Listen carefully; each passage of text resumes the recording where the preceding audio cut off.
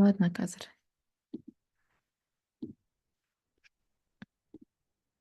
Да, қараңыздар, мінекей бағаны ашамыз. Бүгінгі өтетін тақырыптарымыз бізде индикатор. Индикатор ол бізге көмекші құрал. Одан кейін екінші take profit stop loss. Take profit stop loss. Мадина ханым, кешіріңіз, фибоны істеген кезде бізде тек осы қазіргі ситуацияға байланысты дейміз ғой, бізге артқы өмірдің керек емес шығар фибоға. Жоқ, алдыңғы өмірі осы соңғы ғана керек болады.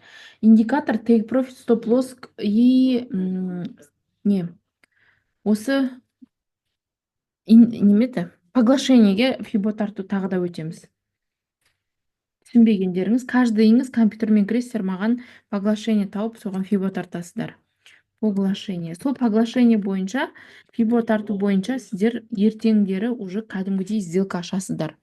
Сосын ертең күндіз мен сіздерге демо счетты емес, реал счетты ашу брокерский компаниялардан реал счетқа ашатын ертең бізде живой сабақ болмайды, кешкісін күндіз мен видео сабақ жіберемін, сол бойынша реал счет ашасыздар. Мысал қараңыздар, мынау бізде 5 минуттық таймфрейм. Бізде алдыңғы сабақта, помните, қазір біз жаңағы Мейрамгүл ханым жаңағы неңізге ораламыз, может сізде дұрыс істемей тұрған шығар. Қараңыздар, алдында, помните, мен сіздерге мына жерде түсіндірген болатын, жалпы трендинг вьюдің үшін how ECD, таймфрейм, свеча, мына жерде индикатор деп. Осы индикатор дегенді өтеміз дедім. Біздің бүгінгі өтейін деп жатқан тақырыбымыз ол индикатор. Соның ішіндегі бірнеше индикаторларды мен сіздерге беремін. Бүгін өте бір ғана зуммен қысқа сабақ болады, бірақ осы сабақта сіздерге түсіндіріп беруге тырысамын. Индикатор дегеніміз бұл біздің көмекші құралымыз. Мынау бізде қайда бара жатыр? Лонгқа кет бара жатыр ма, шортқа кет бара жатыр ма? Біз қай жерден сделка ашамыз деген сияқты мына біздің мыналарымызға подтверждение беретін дүниелерді айтамыз. Подтверждение беретін дүниелерді. Енді қараңыз, бұл индикатордан менің сіздерге үйрететін индикаторларым бар. Ол біреу, екеу, үшеу, мынау керек емес. Мынау керек емес, смартснер. И сессия.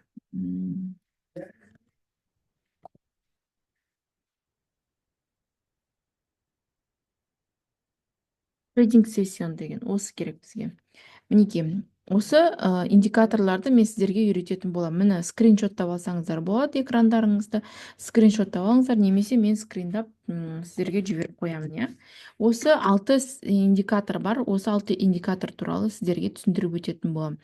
Ең бірінші тренд сессион деген индикатор, мына жерге тренд сессион деп, міне басынан бастайын, индикаторға барасыздар, сосын мына жерге тренд сессион деп жазасыздар. Тренд или болмаса сессион деп жазсаңыздар шығады. Ағылшынша болу керек. Мінекей осы трейдинг сессион дегеннің үстіне звездочка басып, өзімізге керектісін сақтап аламыз. Мысалы, кешегі айтқанымды мен сіздерге мінекей көрсетейін деп жатырмын. Бізде Азия уақыты бар, және Лондон уақыты бар, және Нью-Йорк уақыты бар дедім. Азия уақыты бізде ол Токио деп тұрады, мінекей Токио деп тұрады. Міне таңғы уақыт. Одан кейін примерно бізде уже мына жерлерде міне 11:05 кеткен кезде примерно ауысқан, 12-лерде уже бізде Лондон уақыты кірген. Мінекей мына жерлерде рейндж ұстап ауысқан. Одан кейін барып кешкісінгі уақыт немен көрсетейін. Примерно мына жерде уже 18:30-да кіріпті. 18:30-да кіреді екен Нью-Йорктың уақыты. Көрініп тұр ғой, қыздар? Иә, көрініп тұр. Экран көрініп тұр. Все, көрініп тұрса болды. Міне, бұл біздің уақыттарды, то есть сессияларды қарап отыратын бізге көмекші құрал. Бұл бізге көмекші құрал. Бұны постоянно қосып қоюдың қажеті жоқ. Просто сіздер қазір қай уақыт болып жатыр, сделкаға қай уақытта кірген дұрыс. Мысалы, мына жерде қараңыздар, таңғы 6-да бүгін жаңалық болған екен. Таңғы 6-да, и бұл жаңалық өсіріп жіберген, көрдіңіздер ма? Бұл жаңалық өсіріп жүрген. 6-дан 5 кеткенде, 6-дан 10 кеткенде, 15, 20, 25, 6:30-ға дейін получается өсіріп берген. Одан кейін ол өскеннің обратно құлауы бар. Бірақ мына жаңалық кезіндегі өскенді көрдіңіздер ма? Бұның обратно құлауы жоқ. Мынау біздегі мен сіздерге қазір тағы да түсіндіретін тақырыбым ол имбаланс деп аталады. Тоже жазып қоя салайын жерге. Имбаланс. Имбаланс. Ой. Имбаланс. Бұны сіздерге өтем тоже алдағы уақытта. Мынау бізде мысалы қалай өсті, солай құлайды дегенді. Бұл имбаланс деп аталады. Қараңыздар, мінекей бізде Азия уақытында өте әдемі жүріс берген, жақсы сделкалар жасаған. Мен бірақ бүгін сделкаға мүлдем кірмедім, балам ауырып. Сол себептен ондай кезде состояние не то кезде, бала ауырып жатқан кезде, қарбалас кезде, той томалақ кезде, қонақ күтетін кезде лучше сделкаға кірмегендеріміз дұрыс. Потому что біз өз жерден табамыз деп ақшаны жоғалтып алу қаупіміз бар. Түсініңіздер ғой, иә? Вот, сондықтан мынау индикатор бізде сессияны анықтайтын индикатор. Бұл бір. Екінші индикатор. Мынау бізде трейдинг вьюда, қыздар, екі индикатор ғана қосуға рұқсат берілген тегін версиясында. Тегін версиясында біз екі ғана индикаторды қолдана аламыз. Бұны мен сессияны өшіре салайын. Екінші индикаторымыз бұл бізде Smart Money Concept деген. Менің ең жақсы көретін индикаторым Smart Money Concept дейді. Бұны қосатын болсам, менде постоянно ноутбукта осы қосылып тұрады, то есть компьютерный версияда. Мінекей қараңыздар, бұл біздің buy зона және sell зона дегенді береді. Buy зона және sell зона дегенімізді береді. Бұл кешегі біздің мысалы қараңыздар, баға былайынан өсіп келді да, өсіп келді. Мына жерге келіп, құлап, мына жерге келген кезде біз уже мына жерден сделканы баға көтеріледі деп аша аламыз жоғарға қарай. Баға көтеріледі деп жоғарға қарай аша аламыз. Яғни біздің алдында айтқан мен сіздерге саппорт зонамыз бар ғой, біздің бай зонамыз, лонг зонамыз деген саппорт зонамыз бар ғой. Иә, сабақта өткен естеріңізде ма? Иә, Вот, сол сабақта өткен зонамыз біздің осы индикатор бізге осы зонамызды береді. Түсті?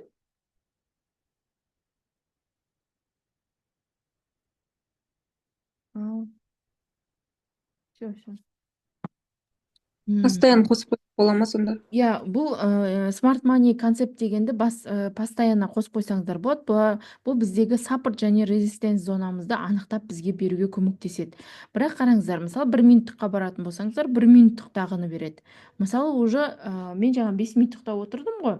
Мысалы 1 минуттықтағыда бізде уже шорт зонамызды көрсетіп қойған. То есть мына жерде келіп қараңыздар, түсіндіріп өтейін. Мінекей, мына жерге келген баға көтерілген, мына жерден бастап баға көтерілген, мына жерге келген кезде баға қатты сатушылар өте көп болғанда, яғни резистенс зона болғанда бағаны құлатқан. Мына жерге келген кезде бізде сатып алушылар өте көп болғанда бағаны жоғары қарай өсірген. И біздің жаңағы резистенс зонамыз бар ғой, уже бір рет мына жерге келген кезде, бір рет уже біз мына жаққа қарай шорт береміз. Яғни баға құлайды деп береміз. Мына жерге дейін құлайды. Мына жерден кіретін болсақ, 1 минуттық таймфреймде міне 98-ден бағаны құлайды деп аламыз. 94-ке дейін, яғни ортада бізде $4 не бар екен, иә, жүріс бар екен. 4 пипс деп аталады бұл. 40 пипс деп аталады.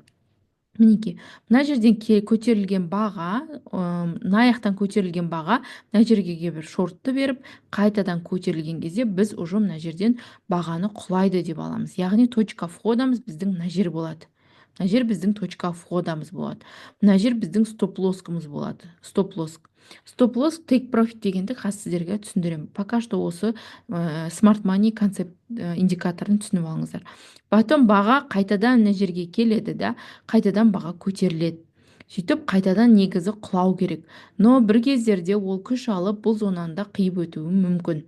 Бұны біз бұның қиятын қимайтын жалпы үлкен таймфреймдегі 1 сағаттық, 4 сағаттық, 30 минуттық таймфреймдердегі жүрісті бізге көмек беретін, сол жүрістің бағытын өзгертетін ол кіші таймфреймдер. Мысалы 1 минуттық, 5 минуттық, 15 минуттық таймфреймдер өзгертеді. Вот, сондықтан бұл Smart Money концепт несі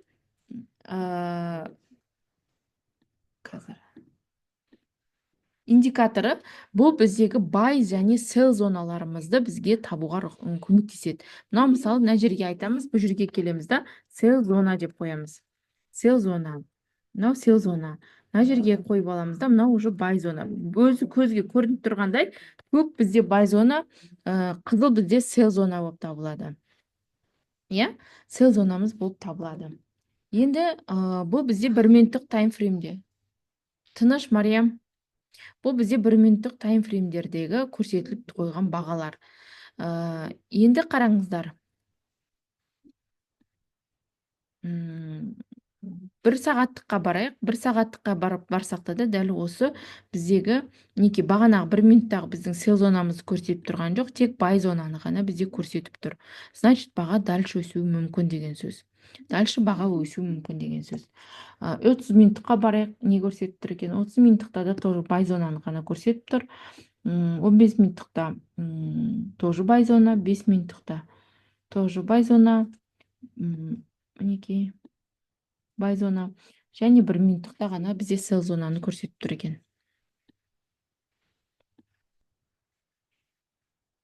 Так.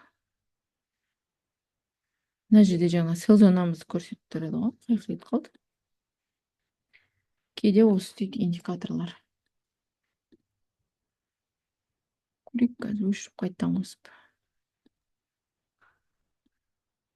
Мінекей. Сел зонамызды бізде көрсетіп тұрған жоқ. Жаңа ғана 1 минуттықта көрсетіп тұрған, енді көрсетіп тұрған жоқ. Осы индикаторды қолданамыз. Бұл индикатор туралы мен сіздерге отдельно тағы бір сабақ өтем. Неге? Бұл біздің бай зонамыз бен сел зоналарымызды ғана көрсетпейді. Бұл бізге беретін неке? Бұл үлкен тақырып. Сіздер ана тақырыптың бәрін тапсырғаннан кейін мен сіздерге мына тақырыпты үйретем. Бос, чоч, эквилиум деген тақырыптар бар. Бос шықты, чоч шықты дейміз да. Мысалы, қазір бізде 1 минуттық таймфреймде үлкен бос шығып тұр деп айтамын да, мен осыны айтамыз. Бағаның теңелуін бос деп айтамыз. Мысалы, мен бұған бөлек біз поглашение сияқты бұл индикаторды бұған, мына шоштар, бостар шыққан кезде біз бұған да фибо тарта аламыз. Фибо тартудың екінші түрі деп айтсақ та болады. Мысалы, пример ретінде көрсетіп өтейін, бірақ бұл біздегі ертеңнің ары күні болатын сабағымызда. Примерно көрсетіп өтейін, алдағы уақытта өтетін сабағымыз. Мына босқа біз осы бос шыққан кезде өстіп линия тартып аламыз, және біз бағаны 3401-ге дейін ұстаймыз. 99-дан 1 минуттықта $2 қозғалыс береді екен. 1 минуттықта $2 қозғалыспен өстіп поглашениеге тарту сияқты біз босқа, чөчқа не тартамыз, Фибоначчи тартамыз. Вот. Одан кейінгі менің тағы да қосатын индикаторым ол стохастик деген индикатор. Мына жерге стохастикке орысша жазсаңыздар да болады. Кейде осылай шықпайды стохастиктер. Или болмаса ағылшынша жазамыз.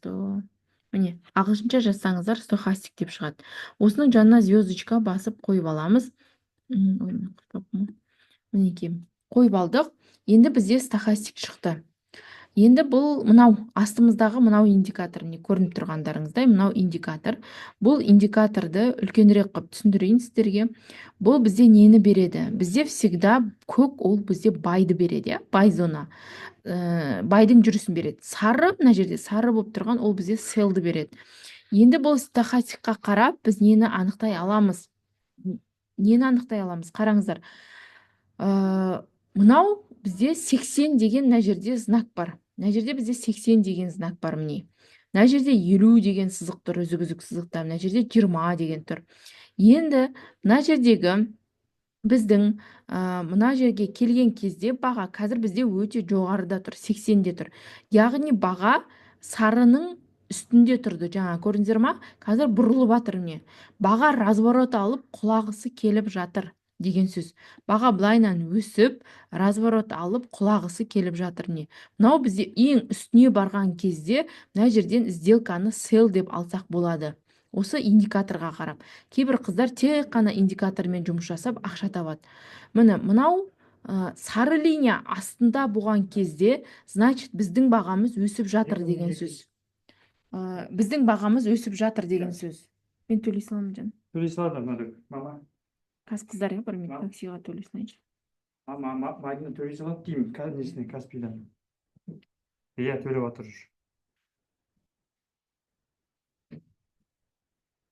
Ой, ой, қазір төлеймін деші.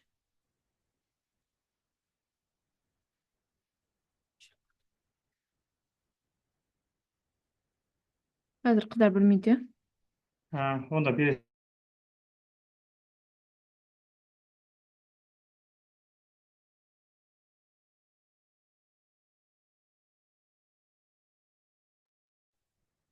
Так, кешірім сұраймын.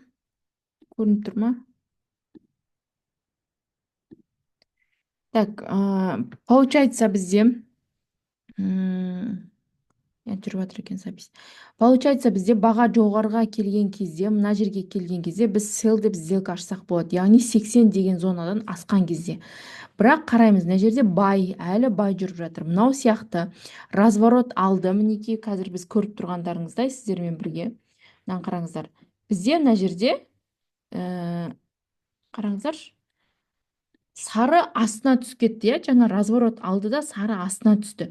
Бірақ баға дальше өскісі келіп екеуі түйісіп тұр, қайда барарын білмей. Но sell сары үстіне шықты. Сары үстіне шықты. Енді мына жерден қарайық. Бізде қызыл свеча шыққан. Қазір бұны негізі 15 минуттық таймфреймда көрген жақсы. Мінекей. 15 минуттық таймфреймда бізде әлі бай үстінде. Бай болып тұр да. 15 минуттың бітуіне 2 минут қалды мына жерде, қарасаңыздар. 2 минут 26 секунд қалды. Бай үстінде тұр. Екеуінің мына көк пен сарының арасы кәдімгідей алшақтап кететін болса, ол екеуі алыс, бір-бірінен алшақ жүре алмайды негізі, мына екеуі. Екеуі всегда қатар жүреді. Бірақ мына жерде көк үстінде жүр, сары астында жүр. И сол себептен де мына жерде бізде әлі разворот алған жоқ. Бірақ 1 минуттыққа қарасақ, 1 минуттыққа барып қараймыз, бізде разворот алып, екеуі түйісіп тұр. Получается, сыйлға кеткісі кеп тұр. 5 минуттыққа қараймыз, не болып жатыр екен. 5 минуттықта разворот алған, бірақ әлі сыйл бай үстінде тұр дейміз. Енді осы жерден біз сыйлға аламыз. Бол пока түсіп, былайнан түсіп, мына жаққа барған кезде, мына жерде уже біз сделкамызды жабамыз. Мына жерге келгенде сделканы жабамыз. Міне мынау сияқты. Бай құлап, бір көтеріледі, қайтып құлайды. Уже мына жерге келгенде бағаны жабамыз. Ол біздегі мынаны көрсетіп тұр, сіздерге қазір көрсетейін. Міне, мына жерді мен көрсетіп тұрған мынауым, мына зонам, ол бізде мынаны көрсетіп тұр, мінекей. Баға құлаған, ортасында бір көтерілген, баға құлаған, қайтадан ортасында бір көтерілген, баға құлаған. Яғни осы индикатор стохастический осциллятор деп аталады. Бұл индикатор, осы индикаторға қарап біз сделкаға кіре аламыз.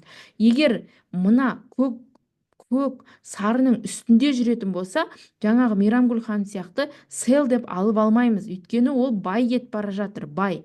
Яғни жоғары лонгқа қарай кетіп бара жатыр деген сөз. Баға үстінде. Бізде тренд неде? Лонгта деп айтамыз. Баға үстіге қарай кетіп бара жатыр деген сөз. Иә? Бізде әлі разворот алмаған.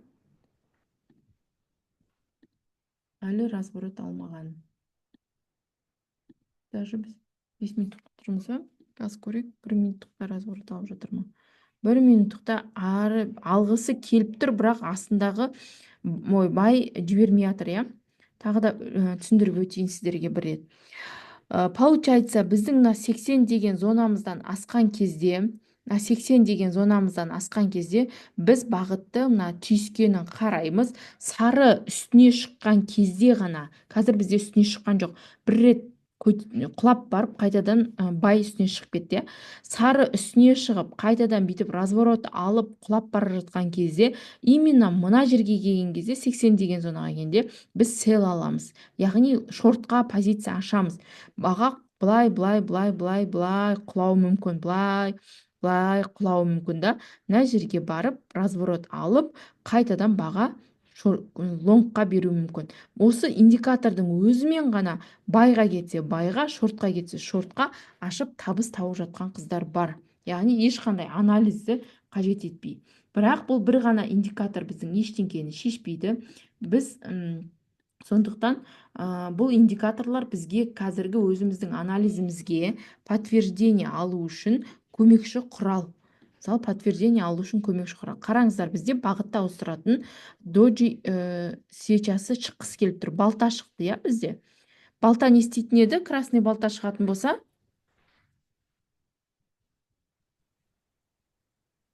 Бағаны түсіріп жібере ма? иә, красный балта шықса, бағаны бізде шортқа беретін еді. Иә. Енді қараңыздар, бұл бізде индикатор деген свечамыз. Индикатор деген свечамыз. Ойбай, индикатор деген свечамыз деп. Стахастик деген индикаторымыз. Бұны қосып аласыздар да, тоже телефонға да қосып алсаңыздар болады. Телефонға бірақ мен сіздерге басқа индикатор беремін қазір. Индикаторлардың ережелері жоқ, иә, Мадина ханым? Жоқ, Андай жазбашы. Жоқ, индикатордың ережесі тек үстінде көк кетіп бара жатса, значит, байға кетіп бара жатыр деген сөз. Астында сары болса, сарының үстінде көк болса бай, наоборот, сары үстінде болса түсіп келе жатыр деген сөз. Осы екеуінің зонасын қараңыздар, мына екеуін ғана ұстап отырып, мысалы сіздер 5 минуттықта торговать еткілеріңіз келе ма, значит 5 минуттықына қарайсыздар да. 5 минуттың Үстіне деген қалай сонда, Мадина ханым, үстінде деген қай жерден білеміз соны? міне қараңызшы, сары линия бар ғой. Сары линия. Астында тұр, иә? Иә, астында көк линия үстінде кетіп бара жатыр ғой. Иә. Ол үстінде кетіп бара жатыр деген, значит, көк үстінде болса, бізде көк деген нені береді? Бай зонаны береді, иә? Бай зона береді. Байға қарай кетіп бара жатыр деген сөз, міне. Лонгқа баға өсіп жатыр, міне. Мынау ғой, мынаны көрсетіп тұр, міне. Мынаны көрсетіп тұр, көрдіңіз бе? Баға өсіп жатыр. Үздіксіз өскен да, мына жерден бастап былай қарай өскен. Ортада рейндж ұстаған зоналар бар. Қайтадан кішкене баға құлағанда, одан кейін барып тағы көтерілгеннен кейін. Баға негізі құлағысы келіп ақ тұр, бірақ байдың күші басым болып тұр деп айтамыз бұл жерде. Байдың күші. Ол кезде байға ашамыз, иә, сделка?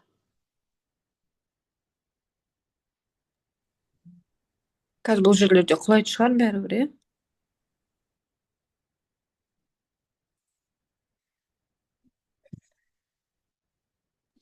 Ау?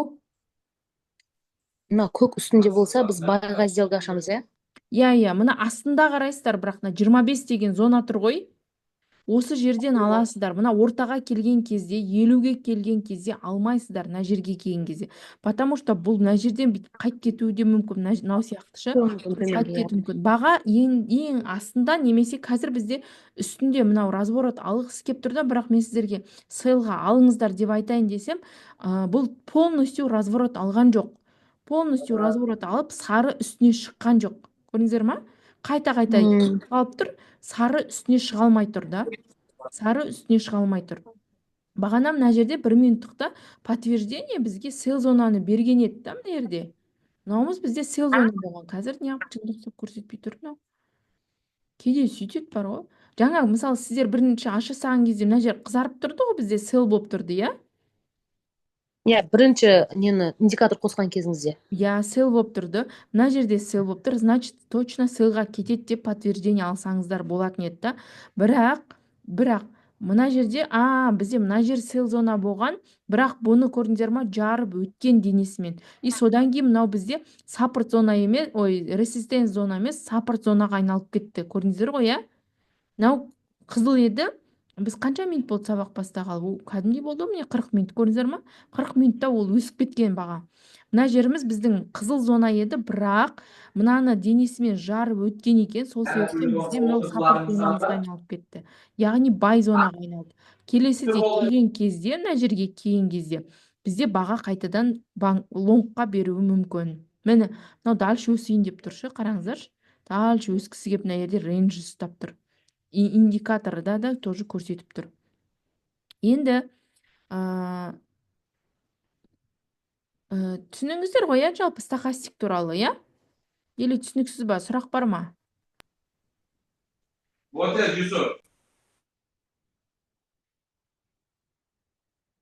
Стахастик туралы сұрақтарыңыз бар ма, қыздар? Сұрақ жоқ сияқты, иә? Жоқ, екінші көрген кезде кейде туады менде. Қараңыздар, компьютерға қойған кезде осы компьютерда стахастик тұрсын және смарт мани концепт тұрсын, иә? Smart Money концепт деген индикатор тұрсын.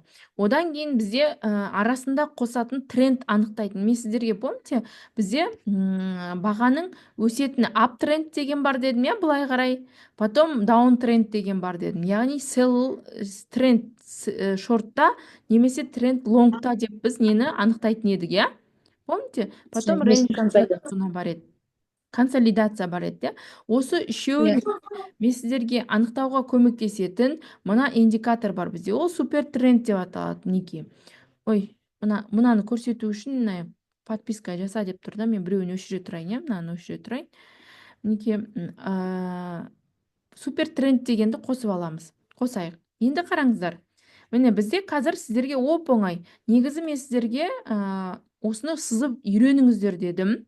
Бізде қазір бұл жерде консолидацияны көрсетпейді көп жағдайда, консолидация кезін.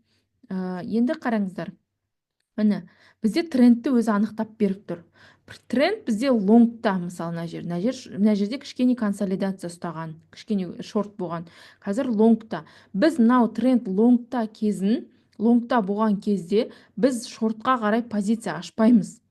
Мынау шортқа қарай позиция ашатын кезде өзі розовый боп бітіп шығып келе жатады, тағы да селға ал деген сияқты ше.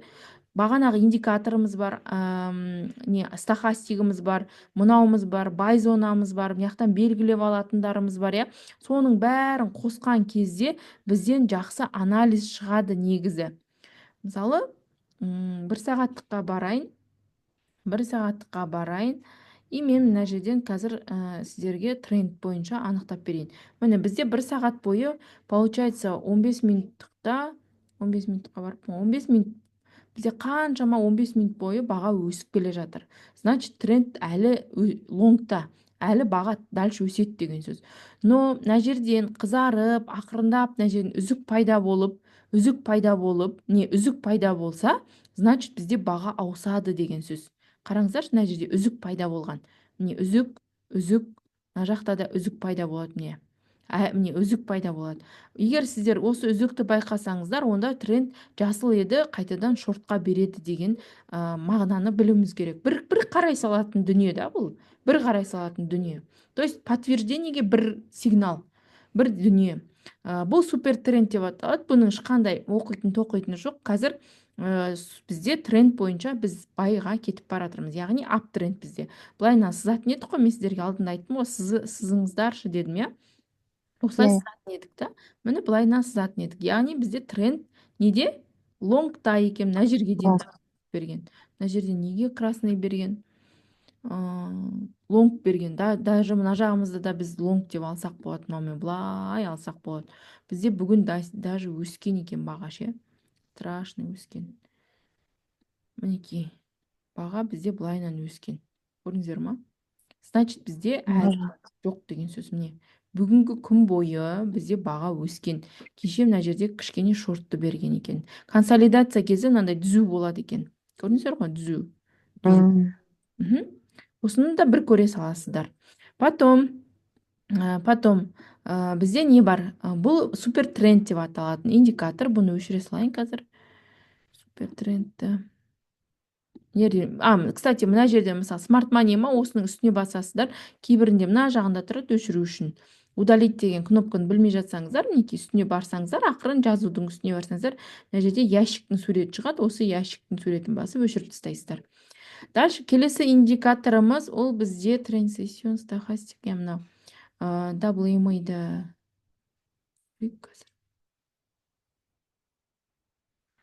жоқ, бұны WMA бұл қазір онша жұмыс жасамайды, бұны айтудың қажеті жоқ.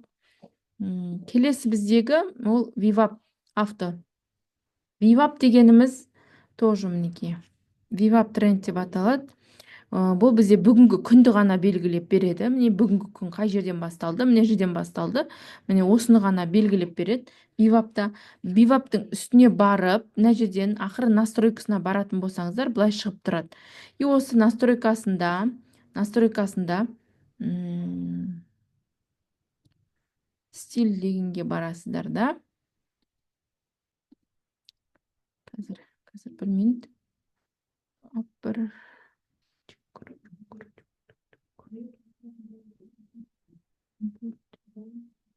Дұрыс, стандарт.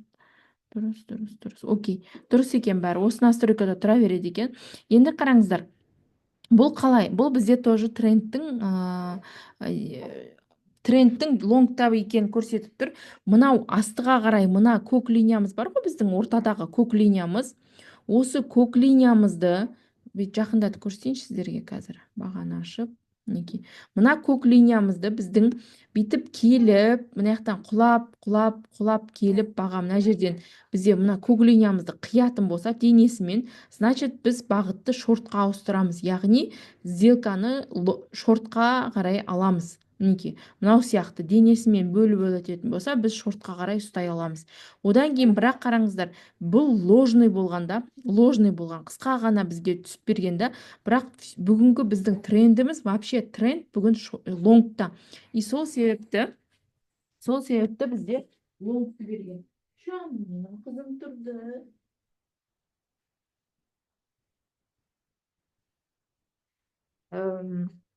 Яғни бізде мына денені жаңалық кезінде ғана қиып өткенде, жаңалық кезінде үлкен күшпен келіп, денені қиып өткендіктен бізде бағытымыз лонгта, лонг позициясында жүргенде.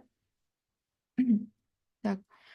Қыздар, қазір біреуіңіз бір 20 минутқа зум жібересіздер ғой, Гүлназ, сіз ба біреуіңіз, телефондағы индикаторларды түсіндірем. Сосын тек профиттарды түсіндірем. Мынаны күшпен қана қиып лонгқа ауысқан, егер де мынаны келіп үлкен денесімен, мынандай денесімен қиятын болса ғана бізде бағытымыз шортқа ауысады. Яғни ол мынаның астында жүретін болса, қазір қараңыздар, мына көк линияның үстінде жүр, значит баға бізде лонгта. Көп желательно мына жерден кіріп, лонгқа ұстап, мына жерге дейін ұстайтын болсақ, біз көп ақша табады екенбіз. Ал егер де мына көк линияның баға астында жүретін болса, былайынан